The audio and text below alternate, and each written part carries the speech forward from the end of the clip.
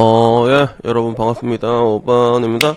오늘 이야기의 주제는요, 2030 자여의 그런 최대 내로남불이라는 주제로 이야기를 하려고 하는데, 사실 뭐 이렇게 내로남불이라는 게, 뭐, 그런 사람들이 되게 많지. 그러니까, 굳이 이게 성별의 문제를 떠나가지고 사람은 기본적으로 이제 내로남불적인 그런 것들을 많이 가지고 있는 편인 것 같아. 특히 내가 보면 느끼면 느낄수록 나이가 들수록 그런 게 많은 것 같아. 그래서 부부의 세계 보더라도 우리 관식이 아빠가 사랑하는 게 죄는 아니잖아. 그래, 관식이 아빠도 남자였지, 그지? 그런 것들이 있고, 되게 유감스럽게도 최근에 저도 이제 제 주변에 또 이제 이혼한 사람들이 나오고 있는데 이 이유가 하나같이 내로남불적인 모습들을 좀 많이 보이는 것 같아요. 사랑한 게 죄는 아니잖아! 이래갖고 공교롭게도 내 주변에는 다 여자가 다 바람을 피는데 와이프가 여튼간에 뭐 그 이야기를 하려는 거 아니고 우리가 일반적으로 2030 여성들이 가장 내로남불이 심한 부분이 뭘까라고 생각했을 때 가장 먼저 떠오르는 건 이제 어반놈 본 사람은 알겠지만 화전양면 전술이라는 게 있잖아. 야, 결혼은 여자가 손해란 말이야. 남자가 결혼하면 뭐 20억 버는 뭐 이런 얘기 엄청 많잖아. 이런 얘기 엄청 많잖아.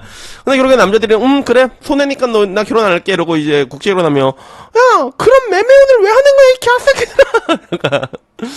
뭐 이런 것들이 제일 먼저 꼽히긴 꼽히는데 근데 오늘은 그게 아니라 다른 거야. 이게 fem코에 2025년 8월 16일에 올라온 내용인데 일본이 싫다는 2030 여자들이라는 주제로 올라갔지. 그래서 우리나라의 일본은 어떤 대상이라고 생각하십니까? 라고 했을 때 협력과 신뢰가 49%, 경쟁, 경계, 적대 이렇게 해서 51% 이렇게 나왔는데 근데 이게 전반적으로 20대 남자, 30대 남자, 20대 여성, 30대 여성이 좀 다르게 나왔던 것 같아요. 그래서 20대 남성한테는 협력과 신뢰의 대상이다가 제일 높게 나왔어. 69.5%가 나왔고 30대 남성에게는 58.3%가 나왔고 20대 여성에게는 그 반대로 이제 경쟁과 경계와 적대의 대상이다가 높게 나왔지.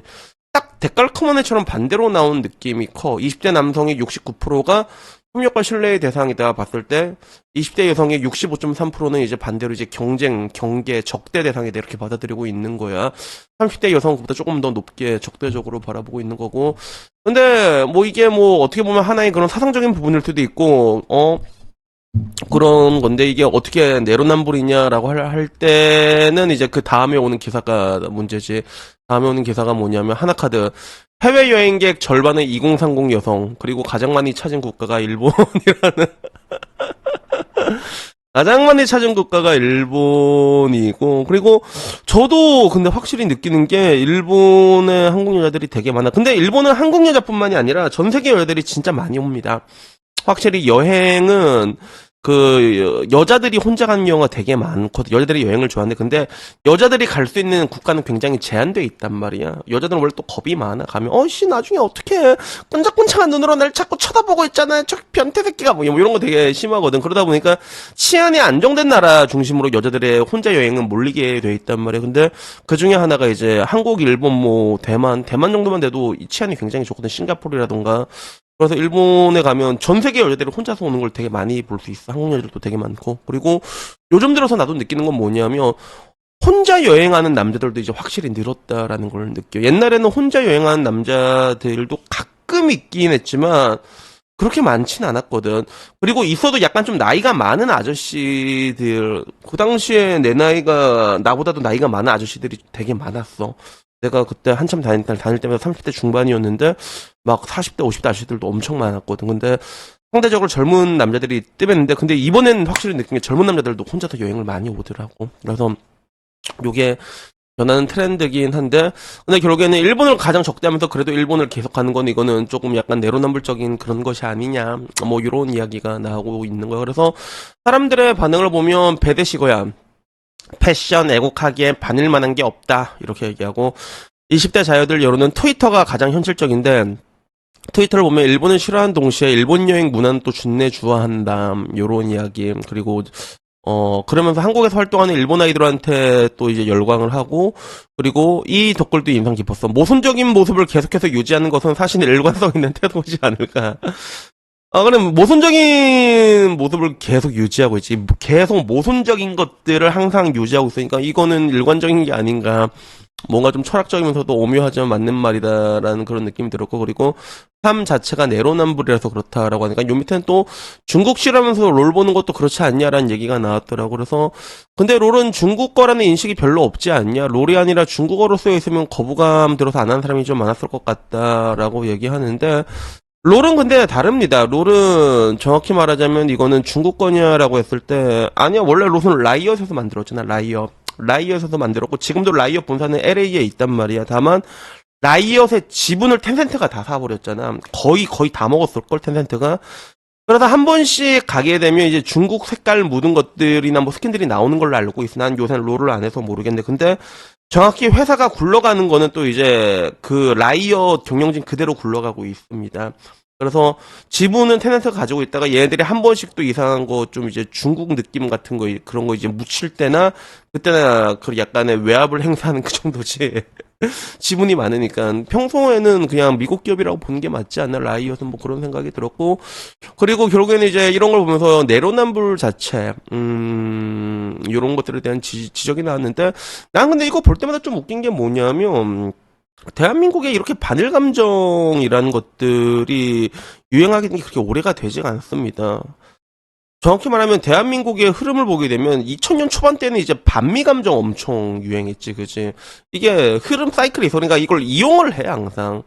그래서 지금은 이제 월드스타가 된 싸이도 그 옛날에 미소니 효순이 때 와갖고 장갑차 막 부수는 퍼포먼스하고 막 그 반미 노선의 그 최정상에 섰던 게 싸이였잖아, 옛날에. 그래서 옛날에 한때는 그런 반미라는 것들을 굉장히 많이 이용했다가 지금 와서는 이제 딱히 이용해 먹을 게 없으니까 이게 또 반일로 가게 되는 그런 느낌이 있지. 그래서 반일 노선을 탄 게 사실은 뭐 10년도 안 됐잖아, 지금 와서는. 그제 그런 부분들밖에 안 됐고, 그리고 이게 협력의 대상이냐 적대적인 대상이냐라고 봤을 때 안타깝게 또 이제 국제사회 정세에서 봤을 때 우리가 탈 수 있는 노선은 두 개가 있거든. 뭐 이제 그러니까 한미일로 가거나 아니면 이제 그러니까 북중러로 가거나 이 둘 중 하나인데, 근데 여기에서 뭐 사람마다 이제 또 티격태격 하고 있는 거지. 북중러로 가자 뭐 이런 사람들도 있는 거고, 뭐 한밀로 가자. 근데 문제는 그런 가운데서 대중들의 시선을 돌리게 했을 때 가장 좋은 게 혐오적인 그런 부분들이 있잖아. 그러다 보니까 그런 반일 감정을 많이 이용하고 있는 게 아닌가라는 생각이 들었고, 그리고 한편으로는 더 아이러니한 게 우리나라가 옛날엔, 여러분 제가 어렸을 때는 일본 노래를 틀지도 못했어요, 실질적으로. 옛날엔 검열 같은 게 되게 심했거든. 뭐 배꼽티 이런 것도 못 입은 적도 있고, 염색 같은 거 하고 발라당 까진 거 이런 것도 잘 안 됐고, 일본 음악을 트는 것도 안 됐어. 지금은 나오잖아. 그게 근데 결국에 이제 그걸 풀었던 게 이제 김대중 대통령이었다는 게. 그러니까 가장 친일 노선을 탔던 대통령 중에 하나가 그 김대중 대통령이거든. 근데 이런 걸 보게 되면 그 흐름이 굉장히 이게 금방금방 변한다는 거지. 싹싹싹 변하게 되는 거지. 그리고 사실 2000년 초반만 하더라도 우리 지금처럼 또 반중 요소가 또 그렇게 강하진 않았거든. 그때는 실제로 반중 요소가 그렇게 강하진 않았어. 중국을 좋아하지도 않았지만 싫어하지도 않았고, 결국에는 그 반중 감정도 언제부터 커졌냐라고 하면, 우리나라가 너무 아리가또 하니까 뭐 중국몽을 따르겠다, 뭐 저긴 산봉우리 같은 국가다, 쉐쉐 하면 된다. 근데 반대로 이제 외교부 장관이 이제 소국이 어떻게 대국에 정하냐, 걔 빙신 같은 소리를 하고, 그리고 지금 와서는 인터넷 통해 가지고 그 우마오당부터 시작해갖고 한국의 그런 갈라치기의 근간들을 실제로 하고 있잖아, 정직원들이.